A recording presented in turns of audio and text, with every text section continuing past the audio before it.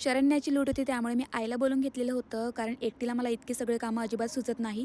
या अगोदर मी लूट वगैरे काही करायची नाही, हळदी-कुंकू वगैरे तितकं. कारण मी आईच्याच वगैरे घरी करायची तर तितकी मला एक्साइटमेंट होती नाही. पण आता सगळं मी माझ्या घरी करत असते रूमवरच. त्यामुळे मला खरंच खूप सगळा आनंद असतो, की म्हणजे हे सगळं मी करत आहे. सरूची लूट झाली. मग बायांना काही बोलवलं होतं हळदी-कुंकासाठी. त्यांना हळदी-कुंकू वगैरे दिलं आणि हा सगळा प्रोग्राम निपटला. हा दुसऱ्या दिवशीचा व्हिडिओ आहे.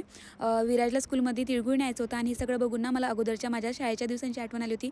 आम्ही पण असंच न्यायचो. मग सकाळी यांचा भाजी चिरणं, मेहंदी वगैरे लावणं याचा प्रोग्राम होता. कारण 2 दिवस आम्हाला कंटिन्यू प्रोग्राम आहे. जायचं आहे तिकडे म्हणून आम्ही सगळं कामे वगैरे निपटवलं. दुपारी जेवण वगैरे झालं आणि पुन्हा निघलो होते सगळेजण मिळून माझ्या आईच्या गावाला जायसाठी. आता सोबतच आई, मी, माझी मावशी, बहीण, सरू, विराज वगैरे होते. पटकन असं घरी पोहोचलो आणि आज काहीतरी मी स्पेशल करणार होते, जे की अगोदर कधीही केलं नाही. ते तुमच्यासोबत मी काय आहे ते नक्की शेअर करणार. थोडी एक्साइटमेंट होती, थोडी नर्वस पण होती. पण म्हटलं चला एकदा ट्राय तर करूया. त्याची खुशी पण होती माझ्या चेहऱ्यावर. पटकन असं मार्केटमध्ये गेलो सोबत मिळून आणि जे काम होतं इम्पॉर्टंट ते केलं आणि नंतर गेलो होतो मॉलमध्ये. तर असा धावपळीचा दिवस होता.